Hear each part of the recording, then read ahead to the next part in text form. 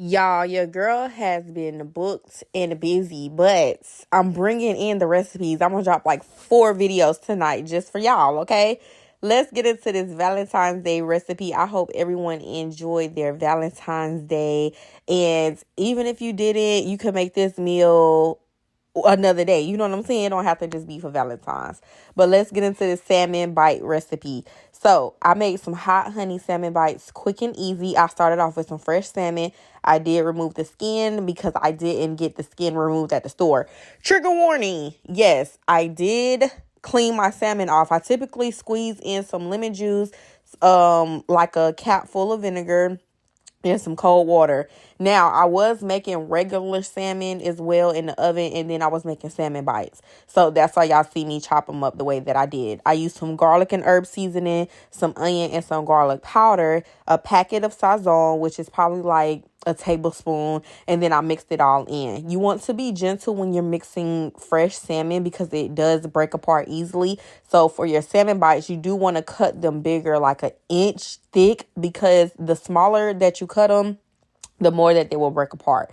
So I did remove the salmon bites into a separate bowl, and then I covered it with buttermilk, and then I moved it to the side and let it sit on the counter for about 8 or so minutes. And then for the salmon that was going into the oven, I just preheated the oven to 375. I put a little bit of olive oil to the bottom.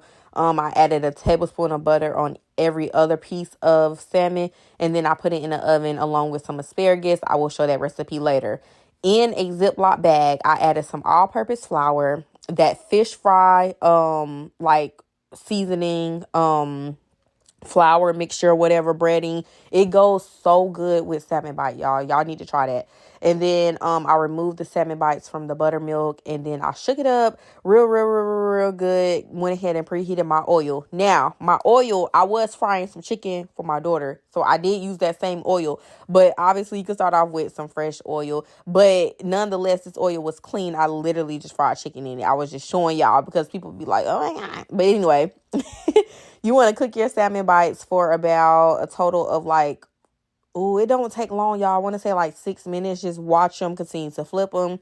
After about 10 minutes of the salmon being in the oven, I went ahead and sprinkled some lemon juice and some honey on top, and then put it back in the oven.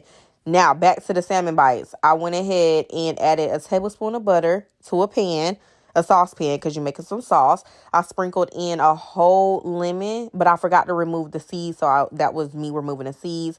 I added in a cup, like a quarter of red hot. I sprinkled in some honey, no measurements to that. And then I used this Sweet Baby Ray's like red buffalo hot sauce. And then I whisked that all together. So basically you need butter, lemon juice, whatever type of hot sauce that you have, and whatever type of honey. Let that come to a boil and let it come together. Let the sauce become best friends. Go ahead and add your salmon bites in there and shake it on up. That's literally it, y'all. I could have ate the salmon bites plain. That's how delicious they were. Once they come to a boil like this, or a simmer, you want to go ahead and flip them over.